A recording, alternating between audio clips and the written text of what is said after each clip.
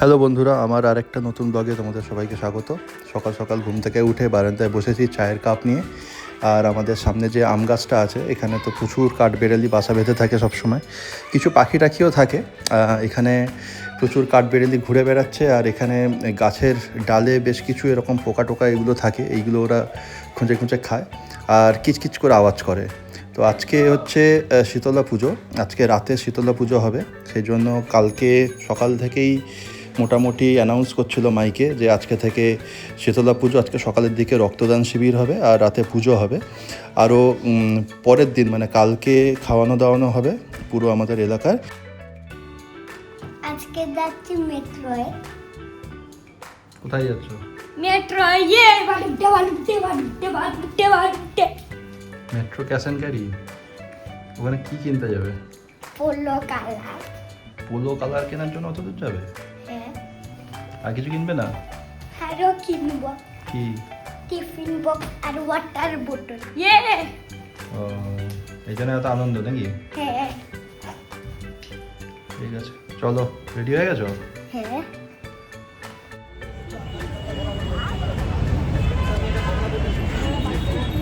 দেখো এটা কি Habu city centre metro station?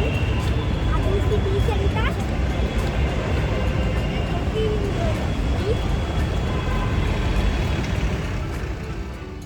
বেশ কিছু জিনিসপত্র নেওয়ার দরকার হয়ে পড়েছিল, বিশেষ করে ছোটনপুর নতুন ক্লাস শুরু হবে সেই জন্য ওয়াটার বটল, তারপরে টিফিন বক্স, তারপরে আরও পেন পেন্সিল, এগুলো এরকম অনেক কিছু সেট নেওয়ার ছিল।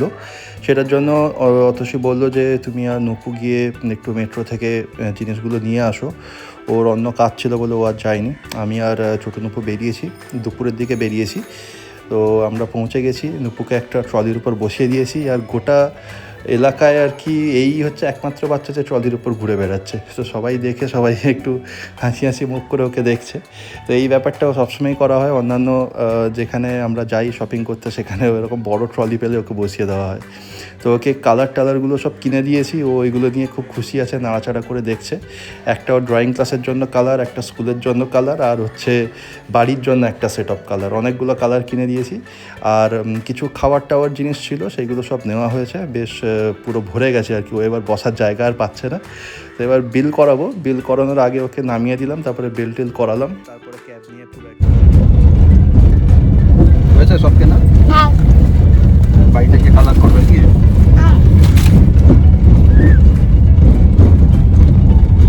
মার কাছে কি আদর খাবে?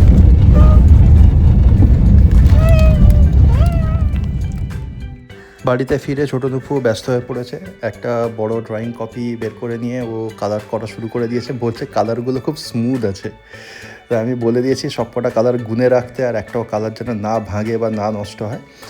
তো এইটা নিয়ে ও এখন একটু ব্যস্ত থাকবে। প্লাস ওর বিভিন্ন রকমের জিনিসপত্র কেনা হয়েছে স্কুলের, সেগুলোর উপর নাম লিখে দিচ্ছি আমি মার্কার দিয়ে। এই পেন্সিল বক্সটা নেওয়া হয়েছে, এই পেন্সিল বক্সের উপরে নাম লিখে দেবো। প্লাস এটা 3D কালারের একটা টিফিন বক্স, তো এইটার উপরে নাম লিখতে হবে। এই সব জিনিস চলছে। এরপরে বিকেলবেলায় ধোসা এসেছিলো, সেই ধোসা খাওয়া হচ্ছে এখন।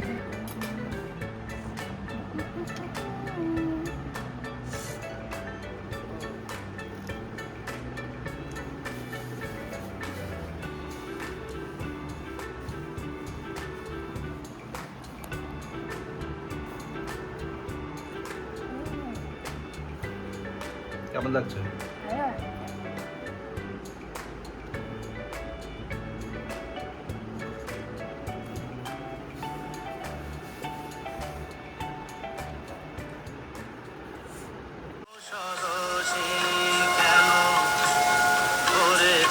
জলে কত কি রয়েছে লেখা, কাজলে কাজলে নয়ন সরসী কেন।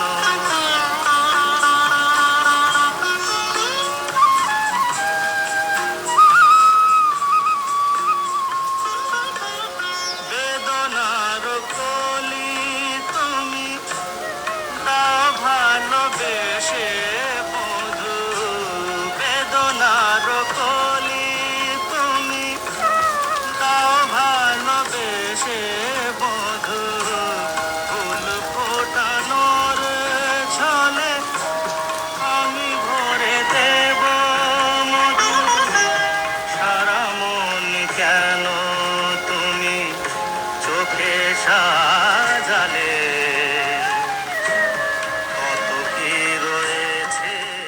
রাত 8টা সাড়ে 8টার দিকে বৃষ্টি কমলো, প্রচুর বৃষ্টি হয়েছে।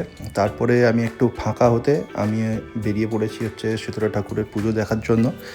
এখানে মোটামুটি ঘন্টা ঢাক এগুলো সব বাজিয়ে পুজো হচ্ছে এখন।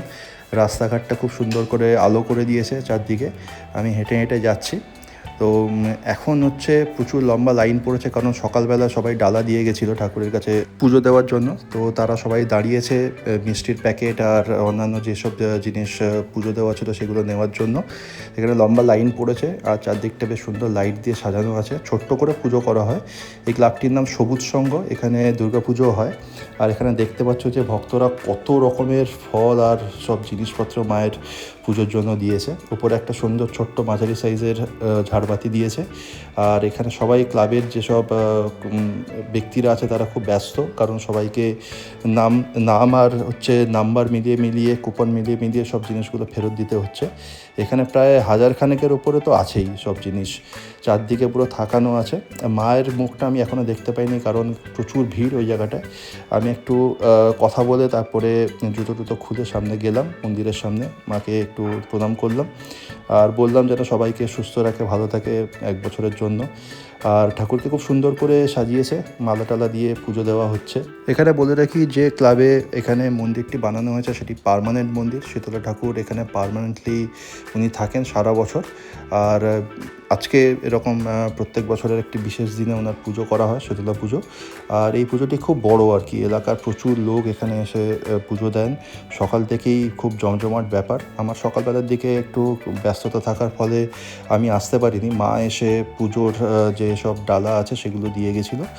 তো এই হচ্ছে শীতলা ঠাকুর, খুব সুন্দর করে মালা দিয়ে সাজিয়েছে দেখছো। আর ভেতরটাও দেখছো যে কত রকমের মিষ্টি টিষ্টি সব রাখা আছে। এখানে হোম যজ্ঞ হয়েছিল, সেই জায়গাটা এখান থেকে ধোঁয়া উঠছে। রিসেন্টলি পুজো কমপ্লিট হয়েছে। শীতলা মন্দিরের পাশে একটি ছোট্ট শিব মন্দির আছে, সেখানেও বেশ সুন্দর ফুলের মালা টালা দিয়ে সাজানো হয়েছে। আর যেহেতু পুজো হচ্ছে এখানে বেশ কিছু প্লাস্টিকের খেলনার সব দোকান বসেছে।